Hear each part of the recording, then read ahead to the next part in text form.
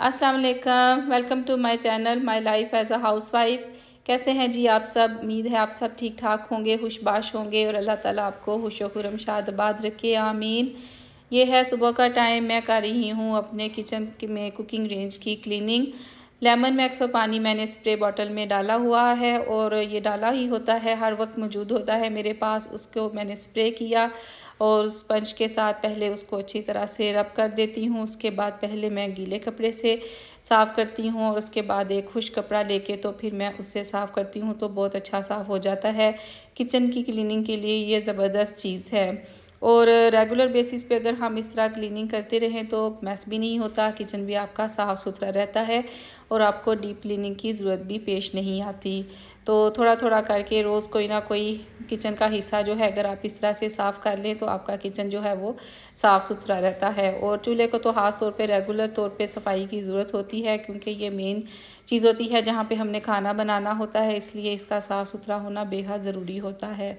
तो अब इससे पहले व्लॉग में आपने देखा है मैं अपनी बेटियों को छोड़ के आई थी यूनिवर्सिटी के लिए, तो ये उससे अगला दिन है।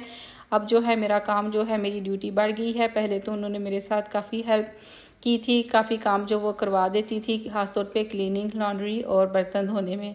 तो अब जो है वो काम जो है वो मेरे अब सुपुर्द हो गया है, लेकिन मेरी छोटी बेटी जो है वो मेरी हेल्प कर रही है।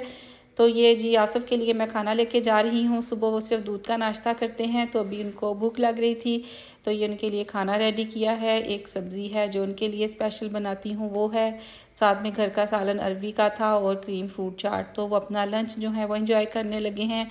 बाकी जो फैमिली है वो जब बच्चे स्कूल से आएंगे तो फिर वो इकट्ठे बैठ के तो लंच करेंगे।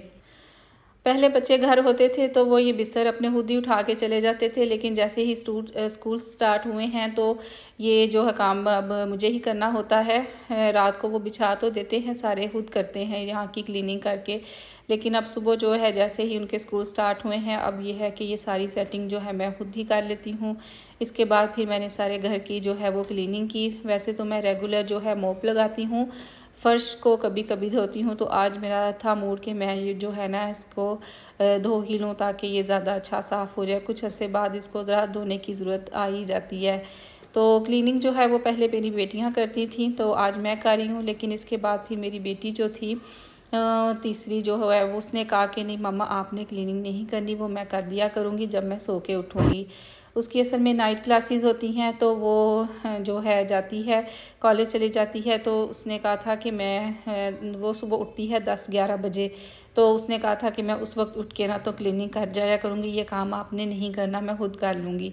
तो अब ये है कि मैं जो है घर की सारी सेटिंग कर देती हूँ, चीज़ें सारी संभाल के रख देती हूँ, तो वो उठ के जो है क्लीनिंग करके चली जाती है। और बर्तन भी रात के जो है अब उसने कहा है कि वो भी मैं धो लिया करूँगी, तो वो फिर कर देती है ये काम। तो इस तरह जो है अब मेरी वो हेल्प करती है, वो पहले भी करती थी, अपनी बहन के साथ मिल के अब मेरे साथ कर रही है।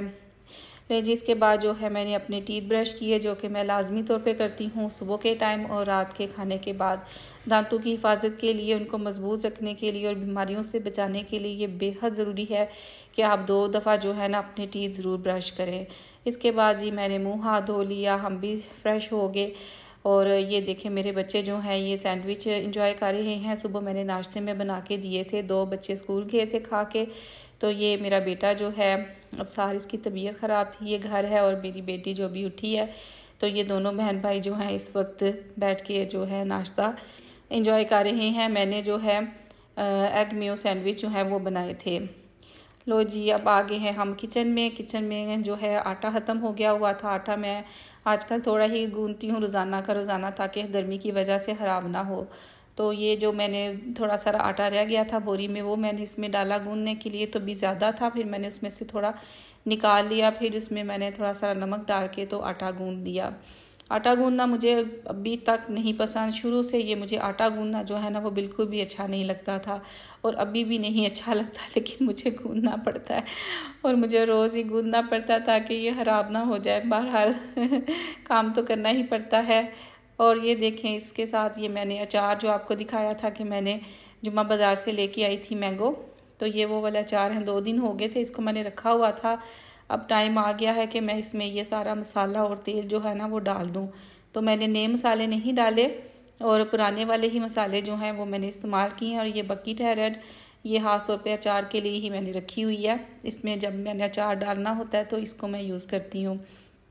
तो अभी इसमें मैंने ये सारे मैंगो और मिर्चें जो थी वो डाल दी हैं और ये सारा मसाला, ये देखें कितना ज़्यादा मसाला था और ये बहुत ज़्यादा टेस्टी खट्टा मसाला, मज़ेदार किस्म का। और इसमें थोड़ी थोड़ी और भी चीज़ें हैं लेकिन कम है, इसलिए मैंने इसको डाल दिया। साथ में जो सरसों का तेल था वो भी मैंने डाल दिया और ये काफ़ी हो गया था, मुझे मंगवाना नहीं पड़ा। अब सर्दियाँ आएंगी तो इसमें थोड़ी सी सब्जियां भी मैं डाल दूँगी और जो फ्रेश अचार है वो इंशाल्लाह ताला अगले साल ज़िंदगी रही तो डालेंगे। ये है रात के खाने की तैयारी। आज मैं बना रही हूँ करेले आलू। तो उसके लिए मैंने ये करेले काट के इनको नमक लगा के रख दिया है ताकि रात को मैं बना लूँ। ये मैं देखें मेरा बेटा अबसार अहमद, इसकी तबीयत नहीं ठीक, इसको बहुत तेज़ बुखार था जिसमें दर्द, तो ये आज स्कूल नहीं गया था। मैं इसको चेक कर रही हूँ कि उसकी तबीयत कैसी है। तो अभी वो जो है बुखार से बेसुधना पड़ा हुआ है। तो ये मैं कर रही हूँ रात का खाना तैयार। इधर बन रहा है वही, मैंने इसकी वीडियो भी बनानी थी लेकिन वो नहीं बना सकी, बस टाइम नहीं मिल सका तो उसको मैंने स्किप कर दिया। तो अभी मैं जो है ना वो ये खाना रेडी कर रही हूँ, लेकिन खाना बनने में भी थोड़ा टाइम था तो सबको भूख लगी हुई थी। तो ये अरवी का सालन ही पड़ा हुआ था, मैंने कहा चले यही खा लें, साथ रोटियाँ बना रही हूँ। वैसे आलू करेले जो है फटाफट ही बन जाते हैं, इतना टाइम तो नहीं लगता उसमें। तो मेरे हस्बैंड ने कहा कि जब तैयार होंगे तो फिर ही मैं खाना खाऊंगा। तो ये देखें जी तैयार हो गए हैं और अब वो खाना खा रहे हैं और ये बहुत ज़्यादा मज़े के तैयार होते हैं।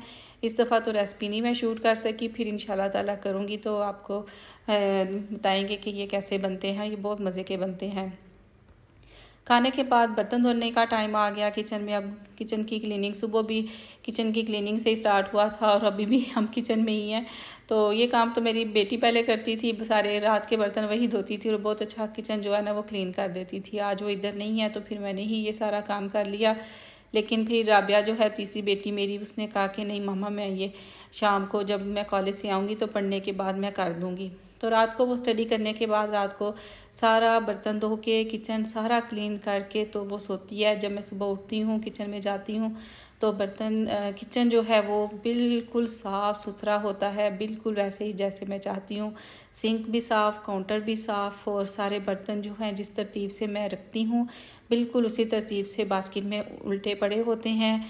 और मुझे इवन के वो जो चूल्हा है वो भी बिल्कुल साफ़ सुथरा होता है और काउंटर भी, कोई चीज़ वहाँ पे नहीं होती। और मेरी तबीयत खुश हो जाती है ये देख के कि माशाल्लाह बच्चियाँ जो हैं वो कुछ सीख रही हैं, अच्छा ही सीख रही हैं। तो थोड़ा थोड़ा हाथ ये लगे तो मारते रहें, करते रहें तो ये है कि सफाई रहती है। और सुबह जब हम किचन में आते हैं तो एक अच्छा इंप्रेशन पड़ता है हम पे और हम इजीली जो है ना काम कर सकते हैं, हमें वहाँ पे मैस नज़र नहीं आता। ये सालन बच गया था, इसको मैंने फ्रिज में रख दिया और ये अब मैं मेडिसिन तैयार कर रही हूँ अबसार अहमद के लिए। उसके बाबा ले आए थे, ये एक बुखार का सिरप है और ये बनाने वाला था, इसमें मैंने पानी डाल के तो ये बना लिया। और दूसरा बुखार का था, इसके साथ मैंने एक एंटी एलर्जी सिरप है वो भी मैंने उसको दिया था। 3 सिरप उसको मैं दे रही हूँ। तो माशाल्लाह अब वो ठीक है पहले से। ये बच्चा मेरे साथ शरारतें कर रहा है।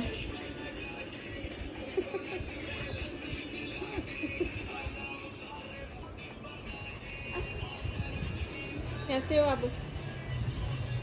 अभी नहीं ठीक हो जाओगे, मेरा प्यारा बच्चा। जश्न करूँगा। ले जी अब मैं कर रही हूँ अपना कहवा एंजॉय। दिन हो गया है हमारा ख़त्म और हमारा व्लॉग भी हो गया है ख़त्म। तो आपको कैसा लगा ये व्लॉग मुझे कमेंट में ज़रूर बताइएगा। और इसी के साथ ही मैं इजाज़त चाहूँगी, मिलते हैं फिर आपसे किसी नई वीडियो में नए व्लॉग के साथ। तब तक के लिए इजाज़त दीजिए, अल्लाह हाफिज़।